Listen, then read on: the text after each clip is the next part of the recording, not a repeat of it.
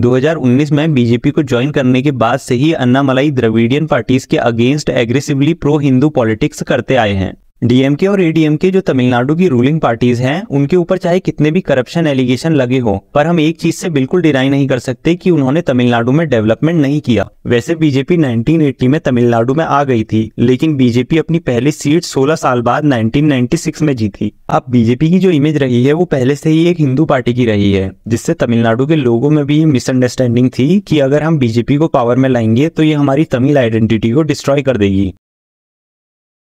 दोस्तों, जिस तरीके से आज हम तमिलनाडु में बीजेपी की रैली और पब्लिक मीटिंग्स को देख रहे हैं, उससे ये साफ पता चलता है कि तमिलनाडु में बीजेपी एक स्ट्रॉन्ग पार्टी बन चुकी है। आज तमिलनाडु में ही नहीं बल्कि पूरे देश में वहाँ के पार्टी प्रेसिडेंट के अन्नामलाई की बात हो रही है। उन्होंने अपनी डेडिकेशन और एफर्ट्स की वजह से बीजेपी को तमिलनाडु में एक डोमिनेंट पार्टी बना दिया है, और यहाँ तक कि ये भी बोला जा रहा है कि बीजेपी इन इलेक्शंस में डीएमके की लेगेसी को खत्म करके पावर में आएगी। लेकिन दोस्तों, बीजेपी तमिलनाडु में पहले इतनी पावरफुल पार्टी नहीं थी। अगर आज से 5 साल पहले भी हम बीजेपी की प्रेजेंस को देखें तो वो बिल्कुल ना के बराबर थी, पर इन 5 सालों में बीजेपी की पॉपुलैरिटी में जमीन आसमान का फर्क आया है। तो कैसे अन्नामलाई ने बीजेपी को तमिलनाडु में इतना स्ट्रॉन्ग किया, और क्या बीजेपी इन इलेक्शंस में एमके स्टैलिन की पार्टी डीएमके को हराकर अपनी सरकार बना पाएगी? चलिए समझते हैं आज के इस वीडियो में।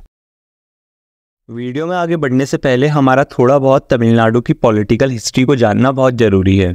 देखिए, तमिलनाडु की पॉलिटिक्स उतनी ज़्यादा कॉम्प्लिकेटेड नहीं रही है। 1947 में देश को इंडिपेंडेंस मिलने के बाद से कांग्रेस ने ही 20 साल तक तमिलनाडु में रूल किया और वहां की प्री द्रविडियन पॉलिटिक्स में एक डोमिनेंट पार्टी का रोल निभाया। जिसके बाद 1967 से द्रविडियन पार्टीज पावर में आई, चाहे वो डीएमके हो या फिर एडीएमके, और अब तक यही दोनों पार्टी तमिलनाडु को रूल करती आई है। सेंट्रल में चाहे कोई सी भी पार्टी रहे, लेकिन तमिलनाडु में या तो डीएमके पावर में आती है या फिर एडीएमके। इन पार्टीज के पावर में रहने के पीछे भी 2 मेन रीजन है। पहला तो है वीक ऑपोजिशन, जिसके बारे में हम आगे बात करेंगे, और दूसरा है इनकी आइडियोलॉजी।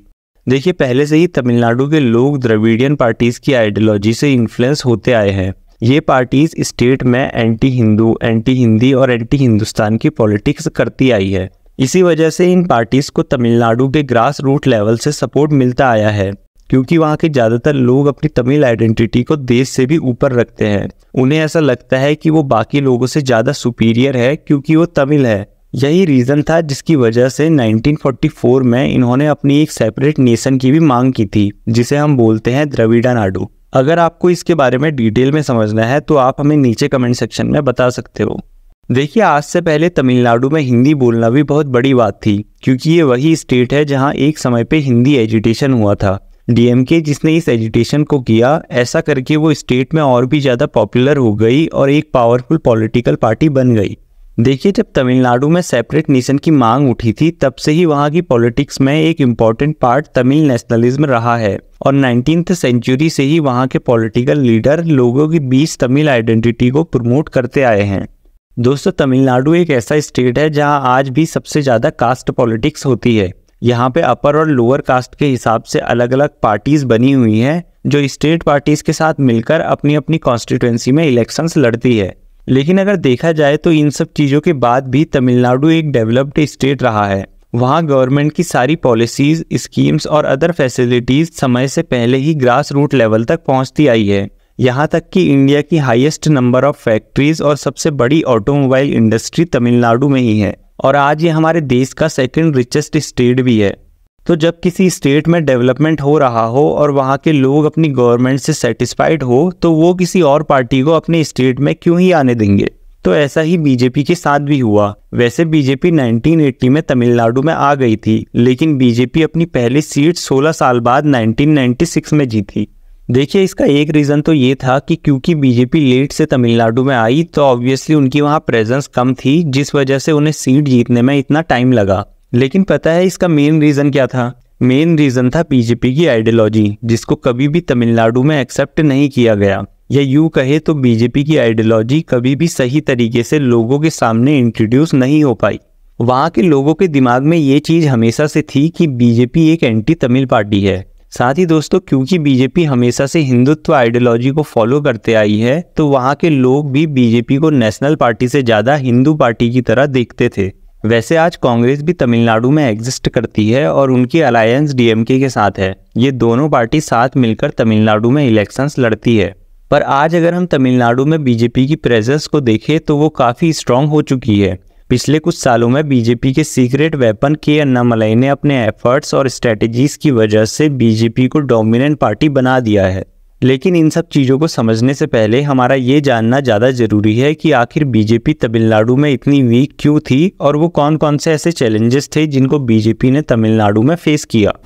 देखिए, ऑब्वियसली सबसे पहला रीज़न तो ये है कि क्योंकि बीजेपी तमिलनाडु में लेट आई, जिसकी वजह से वहाँ के बहुत ही कम लोग बीजेपी को जानते थे। और जैसे मैंने पहले भी बताया कि तमिलनाडु के जो लोग हैं वो अपनी तमिल आइडेंटिटी को किसी भी पार्टी से ऊपर रखते हैं। उनके लिए उनका तमिल होना ही सब कुछ है। अब ऐसे में जब भी कोई नई पार्टी स्टेट में आती है तो उसे वहाँ के लोग तभी एक्सेप्ट करते हैं जब वो उनके ट्रेडिशन, कल्चर और लैंग्वेज की रिस्पेक्ट करे। अब बीजेपी की जो इमेज रही है वो पहले से ही एक हिंदू पार्टी की रही है, जिससे तमिलनाडु के लोगों में भी ये मिसअंडरस्टैंडिंग थी कि अगर हम बीजेपी को पावर में लाएंगे तो ये हमारी तमिल आइडेंटिटी को डिस्ट्रॉय कर देगी, जिस वजह से उन्होंने कभी भी बीजेपी को चांस ही नहीं दिया। दोस्तों, ये बात तो आपको भी पता है कि कोई भी पार्टी स्टेट में तब तक स्ट्रांग नहीं हो सकती है जब तक उस पार्टी का स्टेट लीडर स्ट्रांग ना हो। और वैसे भी के अन्नामलाई से पहले के जो लीडर्स रहे हैं वो ना तो उतने पॉपुलर थे और ना ही उन्हें ढंग से तमिल बोलनी आती थी, जिस वजह से इतने सालों में भी बीजेपी को वहाँ के लोग नहीं जान पाए। इसमें बीजेपी के लिए एक ड्रॉबैक ये भी था कि जितने भी न्यूज़ चैनल्स तमिलनाडु में चलते हैं उन्हें वहाँ के पॉलिटिकल लीडर द्वारा ही ओन किया जाता है और वो अपने अकॉर्डिंग ही न्यूज़ को चलाते हैं। तो इस वजह से बीजेपी की आइडियोलॉजी और आवाज़ कभी भी वहाँ के लोगों तक नहीं पहुँच पाई। अगर आप वैसे तमिलनाडु के लोगों को देखोगे तो वो बहुत ही रिलीजियस है, लेकिन इसके साथ साथ वो उन लोगों की भी रिस्पेक्ट करते हैं जो एथिस्ट हैं, यानी कि जो भगवानों को नहीं मानते हैं, जैसे मिस्टर पेरियार। तो तमिलनाडु के लोग कभी भी धर्म के नाम पर वोट नहीं करते हैं और इसी वजह से बीजेपी का रिलीजियस कार्ड भी यहाँ पर नहीं चल पाया। देखिए, लैंग्वेज बैरियर भी बीजेपी के लिए बड़ी प्रॉब्लम बनी है। आज भी तमिलनाडु की 90% पॉपुलेशन हिंदी नहीं समझती है, इसलिए जो बीजेपी के बड़े स्पीकर्स हैं वो तमिलनाडु में अब तक अपना इम्पैक्ट नहीं बना पाए।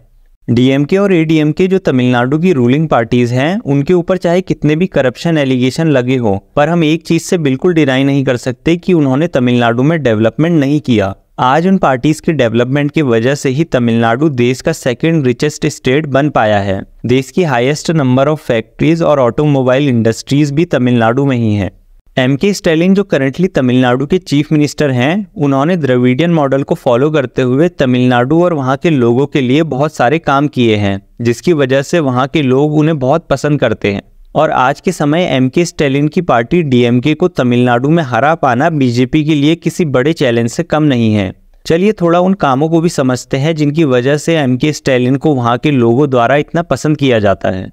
दोस्तों, उनका सबसे बड़ा स्टेप स्टेट में महिलाओं के लिए फ्री बस ट्रैवल स्कीम को इम्प्लीमेंट करना था। ऐसा करने से उन्होंने महिलाओं के ऊपर पड़ने वाले फाइनेंशियल बर्डन को बहुत हद तक कम किया। कोरोना लॉकडाउन के दौरान बहुत सारे स्टूडेंट्स ऐसे थे जो एजुकेशन से वंचित रह गए थे, लेकिन इस कमी को पूरा करने के लिए स्टैलिन ने इलम थेड़ी कल्वी स्कीम को इंट्रोड्यूस किया।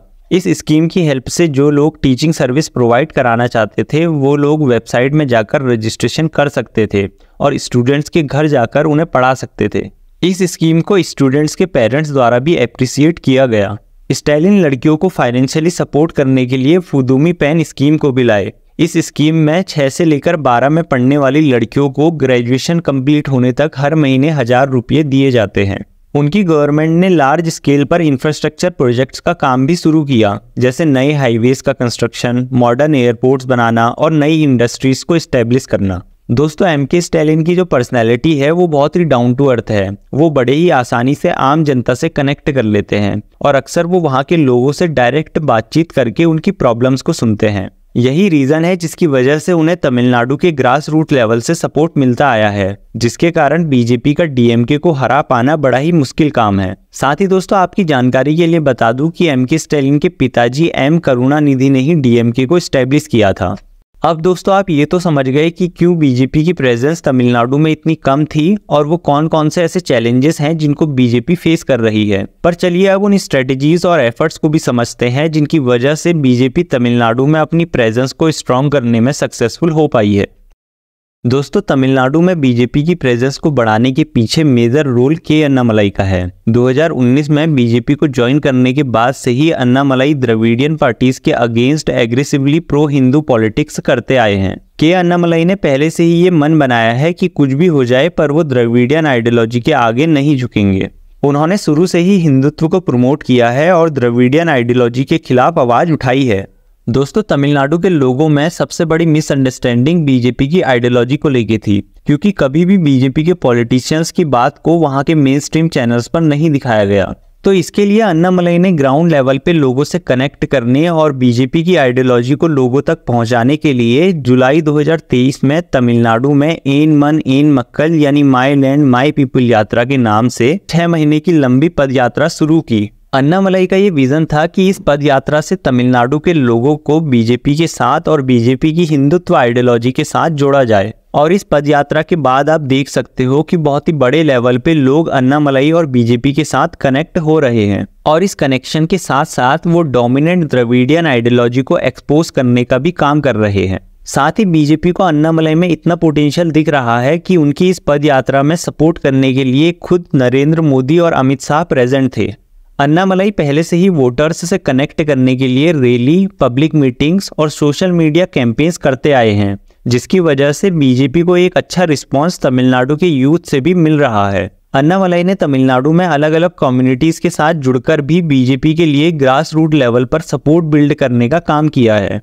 अन्नामलाई ने तमिलनाडु में एक मॉडल भी इंट्रोड्यूस किया जिसमें बीजेपी के हर एक कार्यकर्ता को 25 घरों की जिम्मेदारी सौंपी गई, जिसमें उनका काम वहां चल रही प्रॉब्लम को सॉल्व करके बीजेपी की आइडियोलॉजी को लोगों तक पहुंचाने का था। इस मॉडल से बीजेपी की पॉपुलैरिटी में भी इंक्रीमेंट हुआ।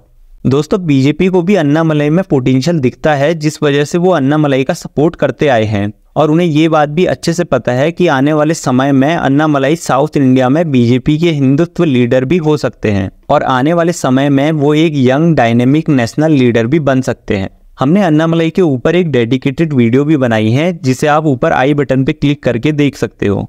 देखिए, अगर हम तमिलनाडु में पिछले कुछ सालों में बीजेपी की प्रेजेंस को देखें तो उसमें ऑब्वियसली इंक्रीमेंट तो हुआ है और बीजेपी ने तमिलनाडु में सपोर्टर्स के साथ साथ पॉपुलैरिटी को भी गेन किया है।